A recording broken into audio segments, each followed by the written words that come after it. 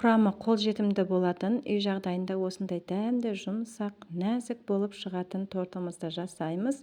Жасалу жолы да өте оңай. Пешсіз жасалатын дәмді шоколадты тортымызды бірге жасаймыз. Видеоны соңына дейін қараймыз.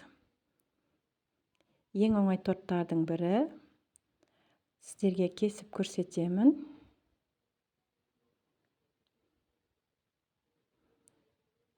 Осылай өте нәзік, жұп-жұмсақ болып шығады. Осы тортты жасап көруге сіздерге кеңес етемін, және де жасалу жолымен бірге көрсетемін.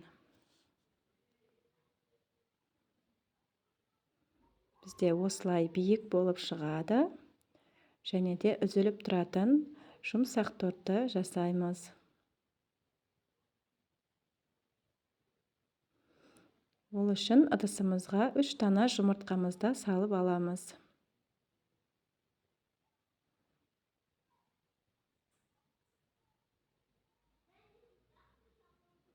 Және де қантымызды саламыз. Миксерлейміз.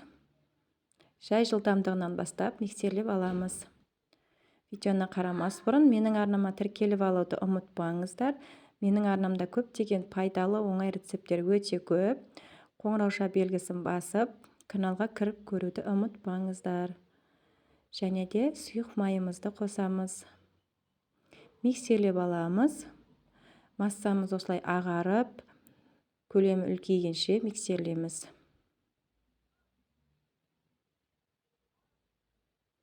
Және де бізге кішкене айран қажет болады. Айранымызға шай қасықты толтырмай ас содасын саламыз.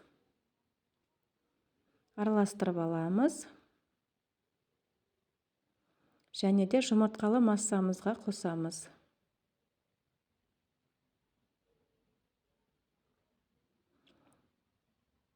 Біркелкі етіп миксерлеп шығамыз.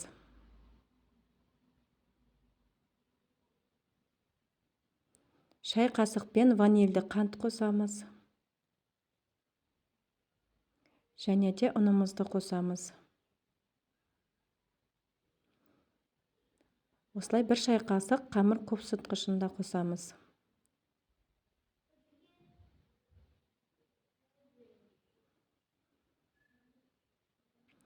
Миксермен осылай араластырамыз.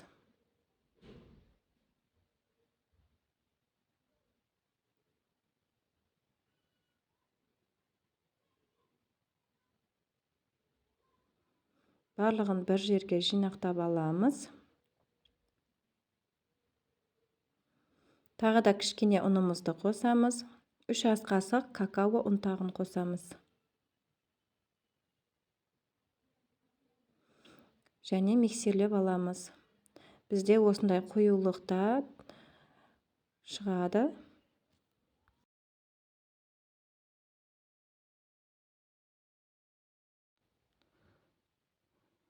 Ал енді осы кіші пиалаларымызбен өлшеп пісіретін боламыз. Осылай ыдысымызға толтырып аламыз.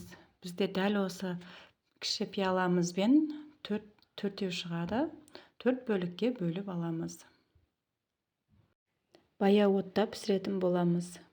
Кәдімгі осы құймақтар пісіретін ыдысымызға пісіретін боламыз. Кішкене майлап жібереміз, және де осылай лопатканың көмегімен шет-шетіне жайып аламыз. Бір тегістетіп осылай жаямыз.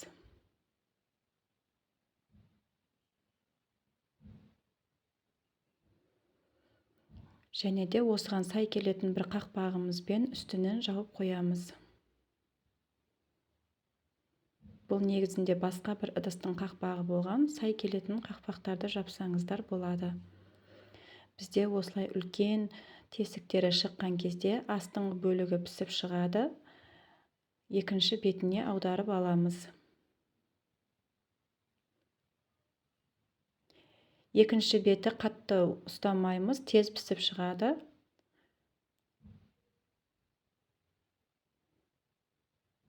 Ал енді келесі корждарымызды пісіреміз. Әр пісірген сайын осылай кішкене майлап отырамыз.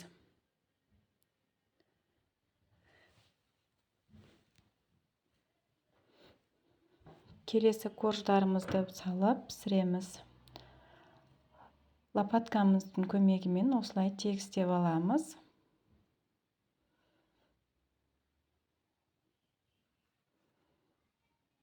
Көлемі осылай бірдей шығу үшін тегістейміз. Қақпағын жабамыз.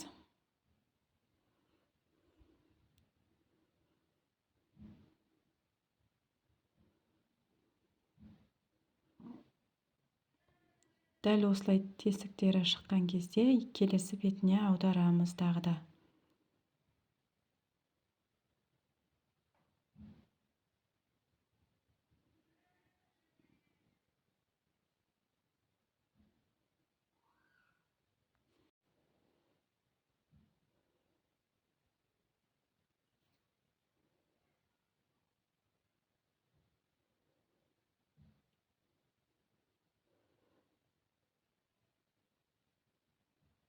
Төрт коржымызды дәл осылай пісіріп аламыз.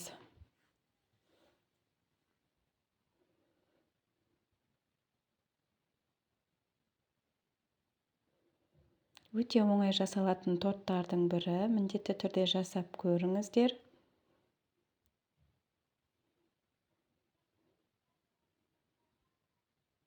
Мінекей бізде 4 коржымызды дайындап пісіріп алдық. Ал енді кремін жасауға кірісеміз.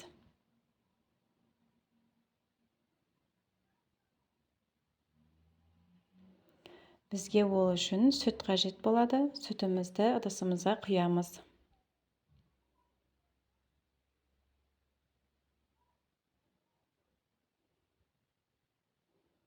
1 литр сүтімізді құямыз. Және де 1 пиала қантымызды қосамыз. Кукурузды крахмалын 3 ас қасықпен саламыз. Және де ванильді қант қосамыз. 1 дана жұмыртқаның сарысын қосамыз. 1 ас қасық ұнымызды қосамыз. Венчикпен біркелкі етіп, түйіршіктерін қалдырмай араластырып аламыз.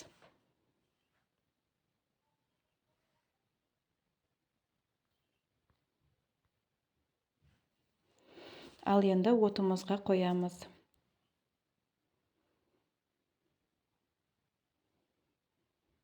Қайнағанша осылай тынбай араластырып тұрамыз.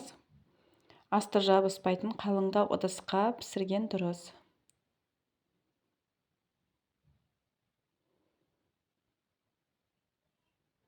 Бізде осылай қоюланған кезде отымызды өшіреміз. Және де осылай кішкене 100 грамм творожный сырды ыстық кезінде миксерлеп араластырып аламыз.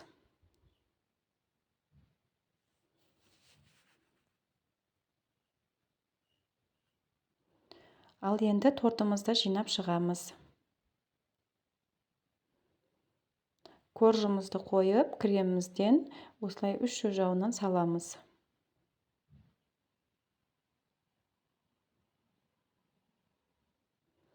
Келесілерінде дәл осылай жинап шығамыз.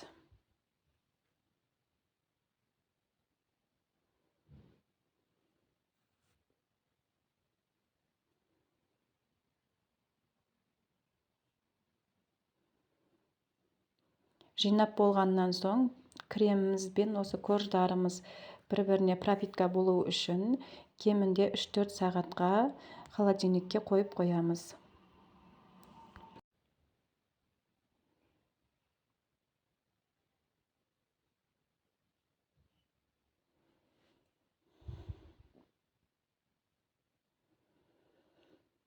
Неге бізде осылай тұрды, енді қалауларыңыз бойынша сәнде берсеңіздер болады.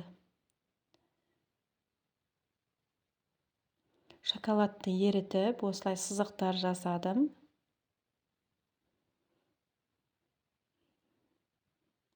Және де құлпынайларды ортасынан бөліп, осылай тортымызды айналдыра қойып шығамыз. Өз қалауларыңыз бойынша сәндеп шықсаңыздар болады.